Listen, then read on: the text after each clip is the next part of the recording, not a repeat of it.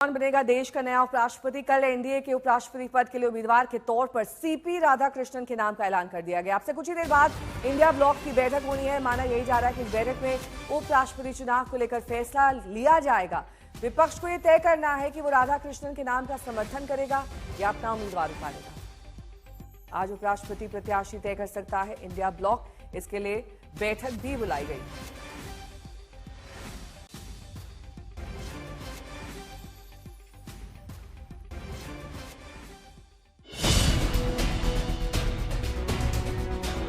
आखिरकार खत्म हुआ सस्पेंस। लंबी मंत्रणा के बाद एनडीए ने उपराष्ट्रपति पद के लिए महाराष्ट्र के राज्यपाल और बीजेपी के 2 बार सांसद रहे 68 साल के सीपी राधाकृष्णन को उम्मीदवार चुन लिया।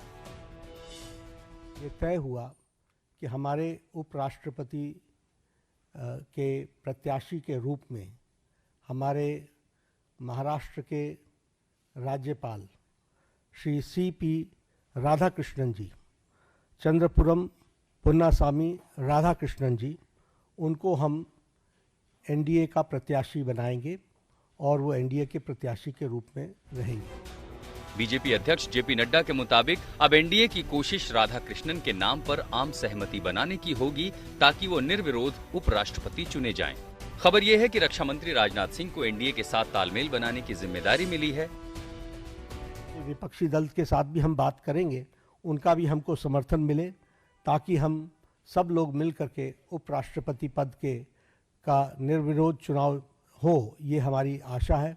उनके साथ हमने जैसा पहले कहा कि हम संपर्क में रहे हैं, हमने उनको पहले भी संपर्क किया है, हमारे वरिष्ठ नेताओं ने, और अभी भी हम उनके साथ संपर्क में रहेंगे और हमारे एनडीए के सभी साथियों ने समर्थन दिया है। अब सारी निगाहें इंडिया गठबंधन की तरफ आ गई हैं। इंडिया ब्लॉक के नेताओं की बैठक आज होनी है। बहुत मुमकिन है कि आज की बैठक में कोई फैसला हो जाए, क्योंकि नामांकन भरने की आखिरी तारीख 21 अगस्त काफी करीब है। अगर राधाकृष्णन के अलावा मैदान में कोई उम्मीदवार आया तो उपराष्ट्रपति पद का चुनाव 9 सितंबर को होगा। फिलहाल एनडीए नेताओं की प्रतिक्रिया बेहद सधी हुई है। एक अच्छी पर्सनालिटी है, नॉन कॉन्ट्रोवर्शियल है, अनुभव भी उनको बहुत रहा, राजनीति का, संगठन का, तो हमारी तरफ से उनको जरूर शुभकामनाएं।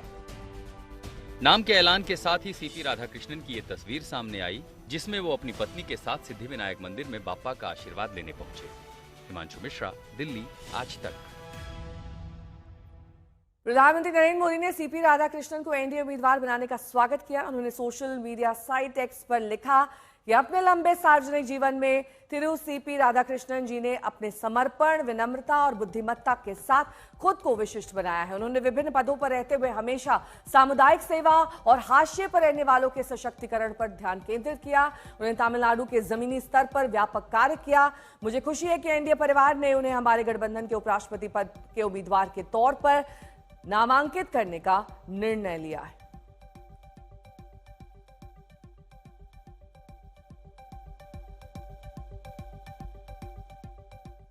अब इसमें सवाल यह है कि विपक्ष क्या करेगा? क्या उम्मीदवार उतारेगा या राधाकृष्णन के नाम पर सहमति देगा? विपक्षी नेताओं के बयान से संकेत समझने की कोशिश कीजिए।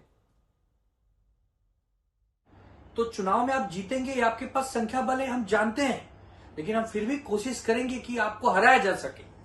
लेकिन जगदीप धनखड़ जी जब तक सामने नहीं आएंगे, उनकी व्यथा देश नहीं सुनेगी। ये चुनाव कैसा चुनाव है? ये मतलब किसे धोखा देना चाहते हैं आप सब जो एनडीए के लोग हैं? हम लोग तो इंडिया गठबंधन के हैं, और जो हमारा इंडिया गठबंधन के नेतागण, खास तौर से हमारे नेता माननीय अखिलेश यादव जी और इंडिया गठबंधन को जो तय करेंगे उसी विचारधारा में हम भी रहेंगे। पीयूष मिश्रा मेरे सहयोगी जुड़ गए हैं तमाम जानकारी के साथ। पीयूष, इंडिया ब्लॉक अपना उम्मीदवार उतारेगा, इस बात की कितनी संभावना है, या फिर एनडीए उम्मीदवार निर्विरोध जीत जाएंगे?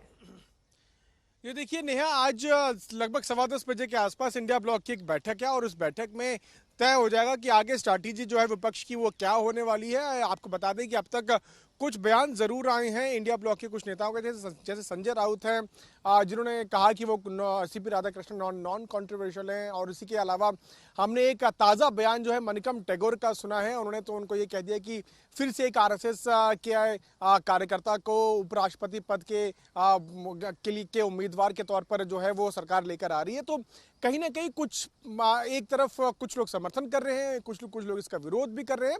अब देखना है वो कि इस 10-10 बजे की जो बैठक है उसमें किस तरह की रणनीति जो है वो तय की जाती है। हालांकि राजनाथ सिंह को ये जिम्मेदारी दी गई है कि वो सभी विपक्षी दल के नेताओं से बात करें और उनको बताएं कि सीपी राधाकृष्णन जो है वो एनडीए के उम्मीदवार हैं। और इसी के मद्देनजर हमने कल देखा भी था कि मल्लिकार्जुन खड़गे से राजनाथ सिंह ने बातचीत भी की और इसके अलावा और भी कई अन्य दलों से बातचीत करेंगे। और आज की बैठक के बाद सब कुछ तय हो जाएगा कि आगे इंडिया ब्लॉक की क्या रणनीति इस पूरे विषय पर होने वाली है। बहुत बहुत शुक्रिया इस तमाम जानकारी के लिए आपका। एनडीए के उपराष्ट्रपति पद उम्मीदवार सीपी राधाकृष्णन का नाम आपको पता कैसे रखा गया? सीपी राधाकृष्णन की मां ने कल बताया कि सर्वपल्ली राधाकृष्णन के नाम पर उन्होंने अपने बेटे का नाम रखा। सर्वपल्ली राधाकृष्णन देश के पहले उपराष्ट्रपति थे।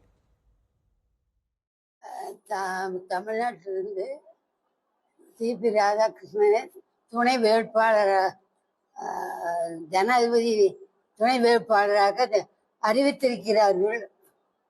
அதில் வெற்றி பெற்று வர கணேசன் அல்புரியணும் அவனை